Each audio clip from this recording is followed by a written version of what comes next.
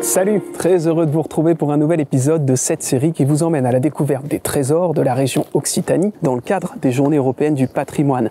Regardez un peu le paysage autour de moi, il est sublime. Je me trouve dans le département des Pyrénées-Orientales, à quelques minutes seulement de la frontière espagnole, avec derrière moi le petit village de Cerbère. Alors aujourd'hui, je vous propose que l'on s'intéresse à une catégorie du patrimoine qui attire parfois un peu moins le regard que les édifices très anciens et qui pourtant faut vraiment le détour, le patrimoine du XXe siècle.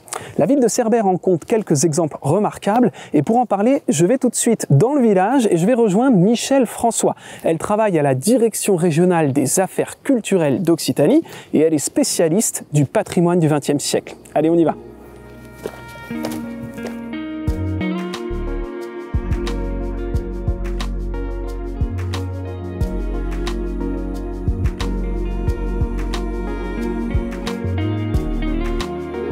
Bonjour Michèle.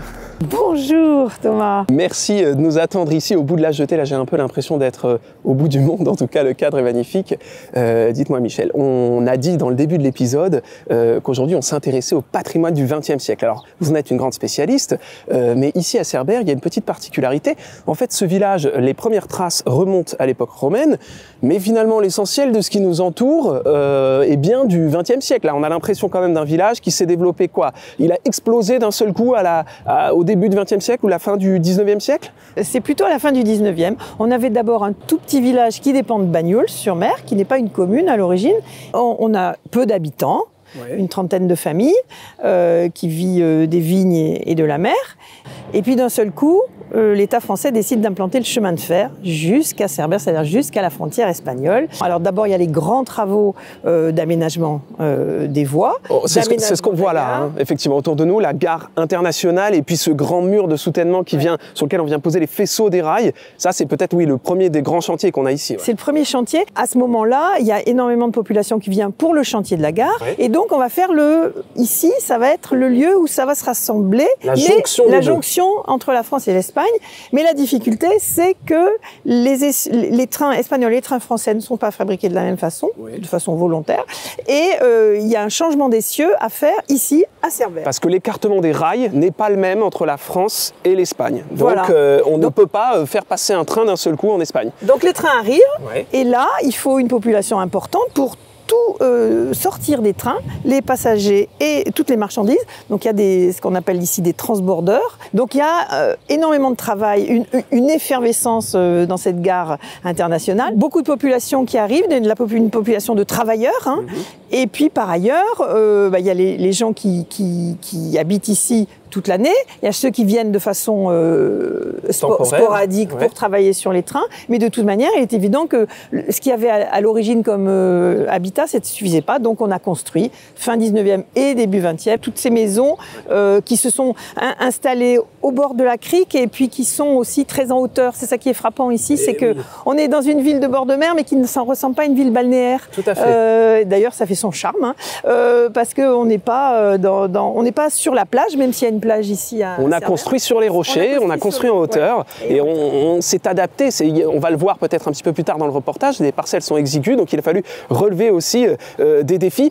On parlait des manœuvres, des ouvriers, de tous les gens qui travaillaient, on peut penser aux douaniers aussi, etc. Il y avait des voyageurs qui attendaient leur visa aussi avant de passer d'un pays à l'autre. Ces voyageurs, il fallait bien les loger, alors très vite, certains entrepreneurs locaux ont flairé le filon, j'allais dire, dont une personne qui a décidé de lancer la construction d'un hôtel qui est un petit bijou ici. Je vous propose qu'on y aille et vous allez nous raconter un petit peu cette épopée architecturale.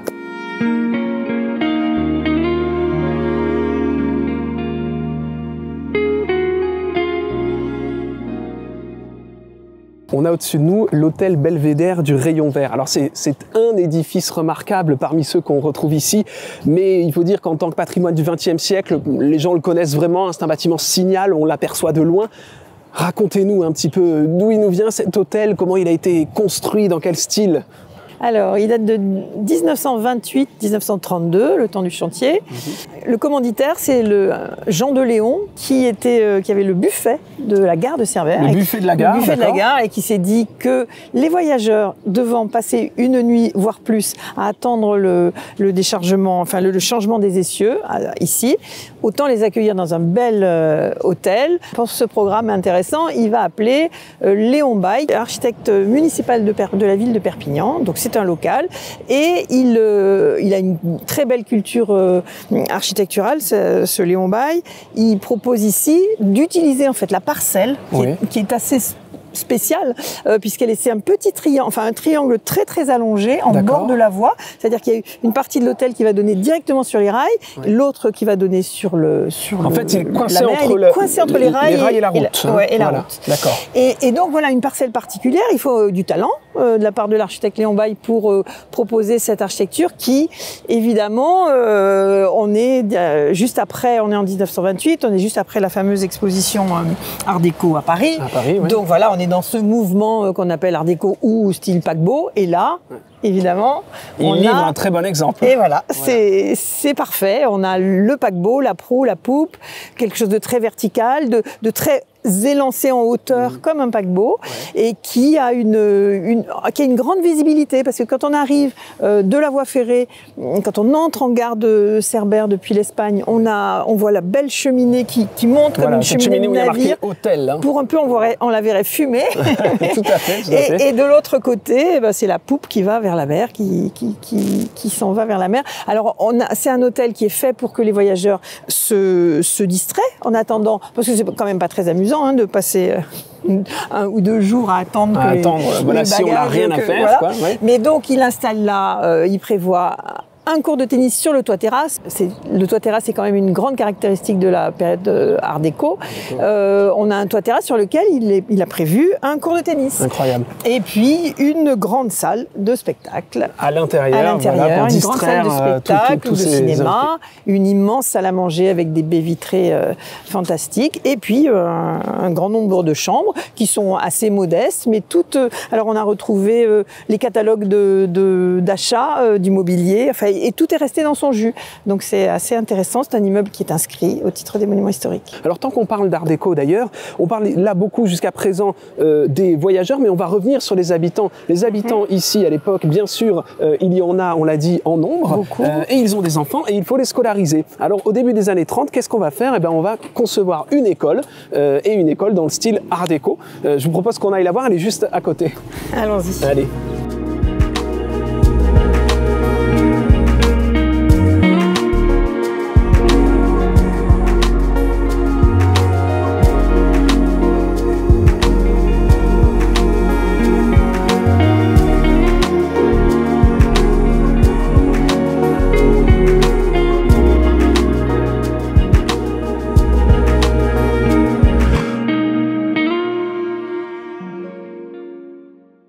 On y est dans cette école Jean Jaurès, ici c'est donc l'école de Cerbère, avec là encore une particularité, une école qui représente bien ce qu'est le mouvement art déco en architecture. Là encore, elle date des années 30.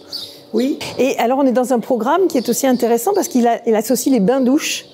Les bains-douches qui se trouvent ici et l'école, qui sont très très souvent liés dans les programmes des communes, parce qu'il faut que les enfants n'ont pas de salle de bain à la maison, et ils prennent des douches au bain. Donc on avait ici les bains-douches liés à l'école. Qui sont complètement liés à l'école, c'est assez fréquent. Alors ici, effectivement, on est dans le vocabulaire des années 30, avec les colonnes, les jardinières, les grands pavés de verre qui éclairent des très très hautes cages d'escalier en façade, la ferronnerie, les 2 portes d'entrée, un rez-de-chaussée avec 2 salles de classe, un premier étage avec 4 salles, très éclairées, avec des classes traversantes très éclairées sur la côté mer et côté arrière.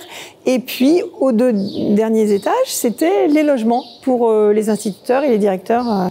et directrice. Qui relève le défi de construire cette école? Parce que là encore, on sent une parcelle exiguë, coincée entre les bains-douches d'un côté, effectivement, la route de l'autre. Qui relève le défi? Alors, c'est des architectes de Perpignan dont le chef d'agence s'appelait Raoul Castan. C'est un grand nom à Perpignan. Il a construit la fameuse Maison Rouge. Il est associé là à Norbert Thielin. Il se trouve qu'ils vont décéder tous les deux assez rapidement avant la fin du chantier. L'école est inaugurée en 1938.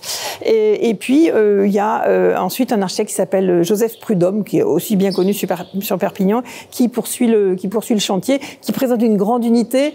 On a vraiment un vocabulaire très accentué. Alors, c'est vrai que autant à l'arrière, on est dans l'exigu, mais la façade sur la baie, sur l'anse, est très bien mise en valeur avec les balcons qui sont des faux balcons, un peu d'apparat. Ces casquettes de béton qui viennent rythmer, animer la façade. Le toit terrasse. Enfin voilà, on a un vocabulaire très. Et puis on est dans une école où les architectes ont choisi de faire figurer des bas-reliefs sur la façade, des bas-reliefs qui sont sculptés en béton, qui évoquent des scènes sportives. L'apprentissage livresque et l'apprentissage sportif.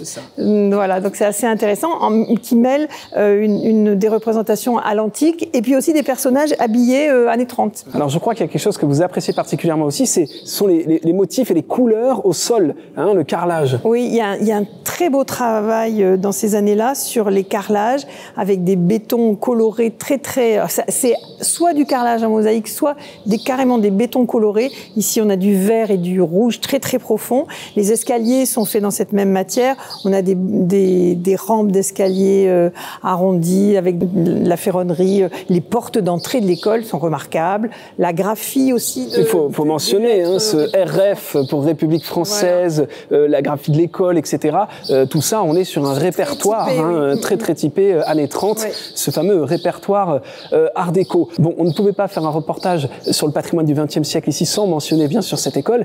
Alors, il y a quelque chose aussi cette année, Michel, pour les Journées européennes du patrimoine. L'un des thèmes, c'est le patrimoine du sport.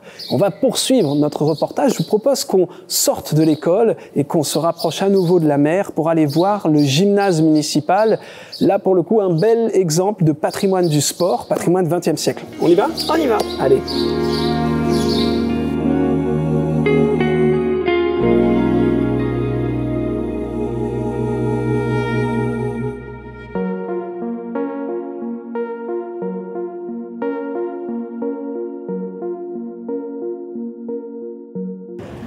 Bon Michel, le vent s'est levé un petit peu ici, on est en bord de mer, donc on a mis des bonnettes sur nos micros, voilà, pour que tout le monde puisse bien nous entendre. Je voulais terminer cet épisode en parlant bien sûr du gymnase municipal de Cerbère qui se trouve là, juste derrière nous.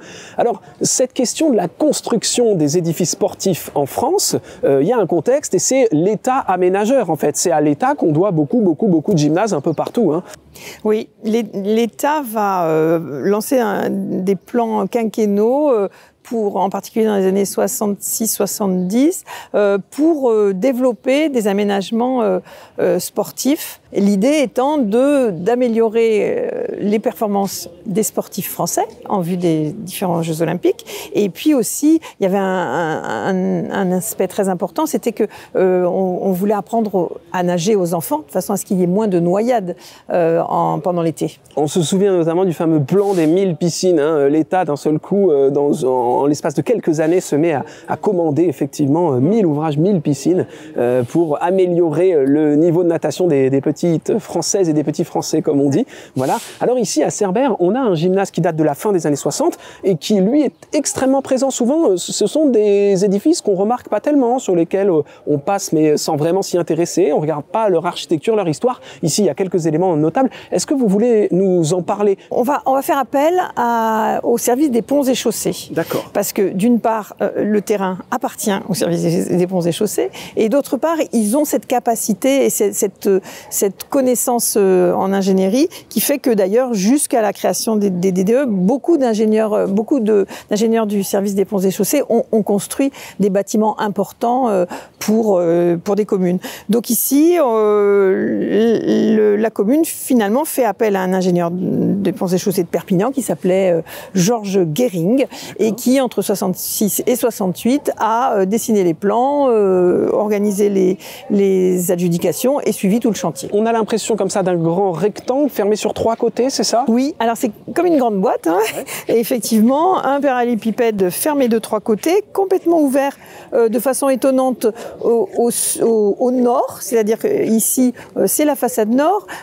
Pourquoi ce choix? Parce que l'autre possibilité aurait été de faire un éclairage zénital. Mais bon, c'est pas ce qu'il a choisi. Il a pensé que la façade nord, qui était une façade qui est souvent éclairée par exemple dans les ateliers d'artistes parce qu'on a une très bonne lumière, une lumière très sûre. Très sûre et où il y a moins de reflets directs, etc. Et ici, il ne fallait pas non plus avoir le reflet de la mer. Donc on a une façade, non pas une grande verrière, mais des claustras de béton armé avec des petites baies, des petites ouvertures dont certaines s'ouvrent avec des châssis. Et il a fait un espèce de jeu de damier qui est très intéressant parce qu'en plus la nuit quand le gymnase est éclairé et qu'on arrive dans l'anse de Cerbère, il y a une vue absolument éblouissante. On voit cette vue à travers les claustras. Effectivement, les claustras d'ailleurs c'est un répertoire, une forme que l'on retrouve beaucoup dans l'architecture balnéaire. Alors est-ce qu'il y a un petit clin d'œil là ou pas au balnéaire? En tout cas dans ces années 50, 60, comme ça on est sur des formes qu'on voit, mais c'est beaucoup plus rare de les voir en façade d'un gymnase. C'est très étonnant que ce gymnase soit aussi visible dans la ville. En général, ils sont près d'espaces, près des collèges ou des lycées ou des écoles, et en général à l'écart. Ici, on est vraiment en plein milieu de la ville. Et alors, il a été posé sur pilotis et son toit est plat et aujourd'hui sert de parking. Oui, alors ça c'était une volonté qu'avait exprimée la mairie d'emblée, qu'il y ait à terme au-dessus un parking, ce qui fonctionne très bien. Et effectivement, comme le sol ici était un peu difficile, il fallait se ficher de façon très sûre dans la mer, enfin dans les rochers. Donc l'ingénieur a proposé de construire sur des colonnes en béton armé sur pilotis. Alors une dernière question avant qu'on termine, Michel. On a beaucoup parlé du patrimoine du XXe siècle là. On a vu effectivement quelques exemples d'édifices. Est-ce que c'est un patrimoine qui est menacé en France aujourd'hui, le patrimoine du XXe siècle, et est-ce qu'il est difficile de l'entretenir? Alors déjà, c'est un patrimoine qui est énorme parce qu'on a énormément construit au XXe siècle avec le béton et avec l'augmentation de la population et des activités. Donc c'est un patrimoine qui est disproportionné par rapport à ce qu'on a des siècles précédents. Voilà, donc tout ne sera pas conservé, évidemment, mais c'est vrai que en particulier le ministère de la Culture a mis en place ce label architecture contemporaine remarquable pour souligner un certain nombre mettre l'accent sur des édifices qui paraissent les plus emblématiques ou qui ont été construits par de grands architectes. Voilà, mettre la lumière dessus, essayer de sensibiliser il y a un besoin de médiation, hein. Plus on comprend ces patrimoines-là, et plus on les apprécie et plus on les conserve aussi. Parce qu'on ne les regarde pas. C'est l'architecture du XXe siècle, bien souvent, celle du début du siècle. L'art déco est quand même très apprécié, mais quand on passe les années 50, on la regarde moins, c'est peut-être une architecture qui a besoin aussi davantage de clés de lecture, de clés de compréhension pour que les gens la regardent. Elle est proche encore de nous. Donc, elle est très proche aussi. Et donc c'est pas forcément quelque chose qu'on va apprécier. Et il y a le problème de la maintenance et de l'entretien de tous ces bétons, en particulier ici en bord de mer, avec les armatures il y a des épaufrures qui font que le béton souffre et les armatures souffrent. Donc il y a vraiment un enjeu d'entretien et du coup de sensibilisation des propriétaires. Et on sait que ça demande beaucoup de budget et c'est pas évident effectivement toujours de restaurer et de conserver ce patrimoine. Michel, merci. Merci encore de nous avoir accompagnés durant tout cet épisode, de nous avoir raconté l'histoire de Cerbère, le patrimoine du XXe siècle, et puis du coup, on vient de le dire, mais de nous avoir aussi sensibilisés à la nécessité de le préserver et de le valoriser. Merci à vous. Quant à vous qui nous regardez, notre épisode touche à sa fin, mais si vous aussi, vous souhaitez découvrir le patrimoine du sport et peut-être même plus généralement tous les trésors patrimoniaux de la région Occitanie, une occasion à ne pas manquer, les Journées européennes du patrimoine. Ça se passe les 16 et 17 septembre 2023 et ce sont près de 2500 événements et sites qui vous attendent dans toute la région. On se retrouve très vite pour un nouvel épisode. À bientôt, salut!